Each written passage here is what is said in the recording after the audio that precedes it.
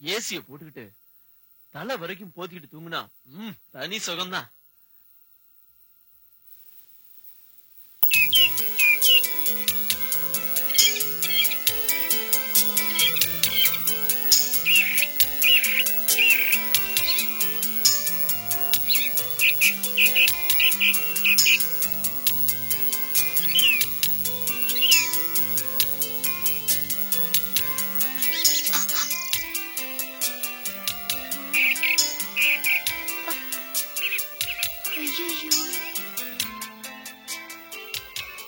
காதலிக்க ஆரம்பிச்சுட்டா சுவரேறி குதிக்கிறது கூட்ட துறக்கிறதுன்னு தெரிஞ்சுக்கணும் போல இருக்கு. எந்த ரூம்ல நம்ம டார்லிங் இருக்கான்னு எப்படி தெரிஞ்சுக்கிறது?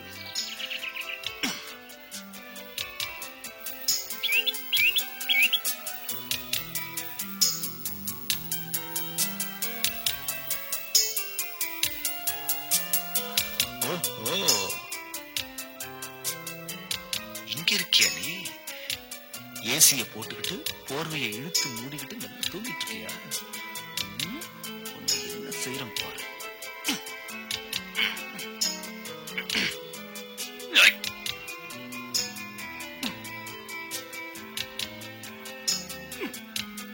பண்ணாத.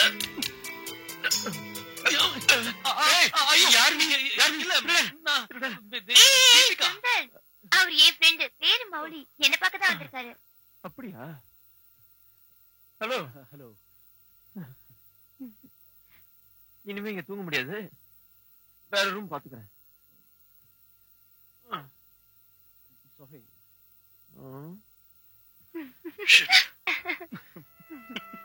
மௌலி, நான் மட்டும் இப்ப வரல, எங்க அண்ணனுக்கும் உனக்கும் பெரிய குஸ்தியே நடந்திருக்கும். எங்க அண்ணன் ஏதாவது திட்டினாரா?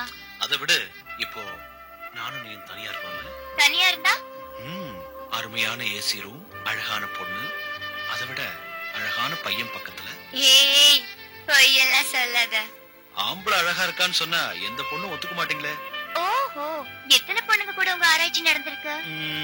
வெல், சுமாரா ஒரு 10 பொண்ணுங்க கிட்டதான். ஏய், ஷூ அண்ணா. நல்ல அண்ணன்.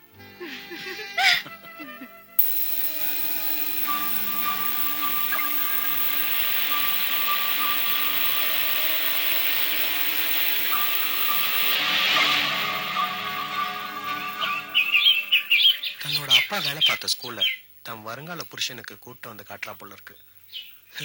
வித்தியாசமான பொண்ணுங்க.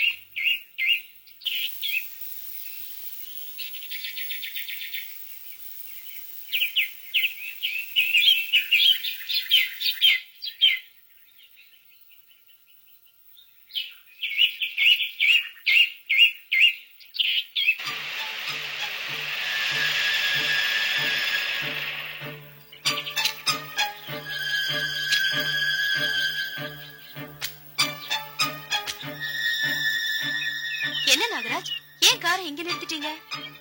என்ன அர்ச்சனா, உனக்கு ஞாபகம் இல்ல? இந்த ஸ்கூல்ல தானே உங்க அப்பா? ஆமா, இந்த ஸ்கூல்ல தான் எங்க அப்பா டீச்சரா வேலை பார்த்தாரு. இப்ப சம்மர் வெக்கேஷன்ங்கறதால ஸ்கூலை மூடி வச்சிருக்காங்க. இது தெரியாதா எனக்கு? அப்பாவும் அம்மாவும் ரொம்ப நேரமா கோவில காத்துட்டு இருப்பாங்க. நீங்க வேற இங்க நின்னுட்டு லேட் பண்றீங்க. வாங்க. ஓகே ஓகே, சீக்கிரம் போயிடலாம். இந்த ஸ்கூலுக்குள்ள ஒரு பெரியவரை பார்க்கணும். பார்த்துட்டு உடனே போயிடலாம். ஜஸ்ட் 5 நிமிஷம் ப்ளீஸ். சரி சரி, சீக்கிரம் போனா போதும். ஓகே.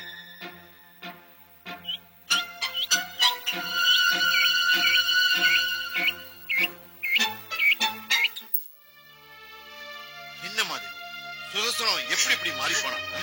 என் பொண்ணு மூலமா என்ன பழி வாங்கணும்னு ஏன் இப்படி வெறி பிடிச்சு அலையறான் தெரியல. அதான் எனக்கும் தெரியல. அவங்கிட்ட இருந்து எப்படியாவது அர்ச்சனாவை காப்பாத்தியே ஆகணும். நானும் யோசிச்சு பார்த்துட்டேன், ஒரு வழியே தெரியல. இல்லம்மா, எப்படியாவது என் பொண்ணை காப்பாத்தணும். அந்த சண்டால அவளை ஏதாவது பண்ணிட்டான்னா அவன் வாழ்க்கையே கேள்விக்குறியாயிடும். அத்தை, அர்ச்சனா ஓரளவுக்கு புத்திசாலி பொண்ணுதான். ஆனா நாகராஜ் தான் ஏதோ காதல் கல்யாணம் அப்படி இப்படின்னு பேசி அவ மனசை கெடுத்துட்டான். ஏமா, நம்ம போலீஸ்ல கம்ப்ளைண்ட் பண்ணா அவங்களாவது என் பொண்ணை காப்பாத்த மாட்டாங்களா? இல்ல அத்தை, இந்த விஷயம் போலீஸ்க்கு போனா சரியா வராது. ஏமா, என் பொண்ணை கடத்திட்டு போயிட்டான்னு போலீஸ்ல கம்ப்ளைண்ட் கொடுக்குறேன். அதுக்கு என்ன சாட்சின்னு கேட்பாங்க. அர்ச்சனாவே நம்ப மாட்டா, அப்புறம் போலீஸ் எப்படி நம்பும்? என்னமா சொல்ற? ஆமா மாமா, ஒண்ணு நாகராஜனை பத்தி நம்ம கிட்ட எந்த ஆதாரமும் இல்ல. 2 அர்ச்சனாவுக்கும் நாகராஜனுக்கும் நிச்சயம் ஆயிடுச்சு. அதனால அவங்க 2 பேரும் சேர்ந்து வெளியே போனா யாரும் தப்பா எடுத்துக்க மாட்டாங்க. 3வது அர்ச்சனாவை அவன் கற்பழிக்க போறான், உங்களை பழி வாங்க போறான்னு நாகராஜ் என்கிட்ட மட்டும் சொன்னதை வச்சுக்கிட்டு போலீஸ் அவனை அரெஸ்ட் பண்ண மாட்டாங்க. 4வது இந்த விஷயம் வெளியே தெரிஞ்சா நம்ம குடும்பத்துக்கு தான் அவமானம். அதுவும் இல்லாம நாகராஜுக்கும் அர்ச்சனாவுக்கும் நிச்சயம் ஆயிடுச்சு. அதனால அவங்க 2 பேரும் சேர்ந்து வெளியே போனா தப்பு கிடையாதுன்னு எல்லாரும் அவங்க பக்கம் தான் பேசுவாங்க. நீ சொல்றதெல்லாம் சரிம்மா. ஆனா எப்படியாவது என் பொண்ணு காப்பாத்தி ஆகணும். அதுக்கு ஒரு வழி சொல்லுங்க. என்னம்மா இந்த நேரம் பார்த்து பிரேமும் அவளையும் வீட்டுல நான் 2 பேருக்கும் தகவல் கொடுத்துட்டேன். நீங்க எதுக்கும் ராஜேஷ்க்கு ஒரு போன் பண்ணிடுங்க மாமா.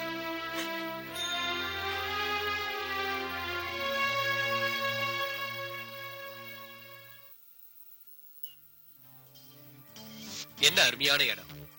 கடந்த காலத்தோட ஞாபகங்கள் அப்படியே கண்ணு முன்னாடி வருது. இங்க ஸ்கூல் நடந்துகிட்டு இருக்கும்போது ஸ்டூடெண்ட்ஸோட சத்தம் என்ன, ஆரவாரம் என்ன, புரியாத ஒரு இரைச்சல், சந்தோஷமான சிரிப்பு. எவ்வளவு பிஸியா இருந்தது. அப்பா, இந்த பில்டிங்கே எதிரொலிக்கும். அந்த நாட்கள் தான் எவ்வளவு இனிமையான சுகமான நாட்கள் தெரியுமா? இந்த ஸ்கூல்ல படிச்ச எத்தனையோ பேர் கலெக்டரா, போலீஸ் ஆபீசரா, வக்கீலா, நீதிபதியா, அரசியல்வாதியா வந்திருப்பாங்க. இது ஒரு பக்கம். அதே சமயம் இங்க படிச்ச எவ்வளவு பசங்க ரவுடியா, பிக் பாக்கெட்டா, கிரிமினலா வெளியே இருப்பாங்க. இது ஒரு பக்கம் இல்லையா அர்ச்சனா? நாகராஜ், நீங்க சொல்றது ஒண்ணுமே எனக்கு சுத்தமா புரியல. போக போக உனக்கு எல்லாமே தெளிவா புரியாது.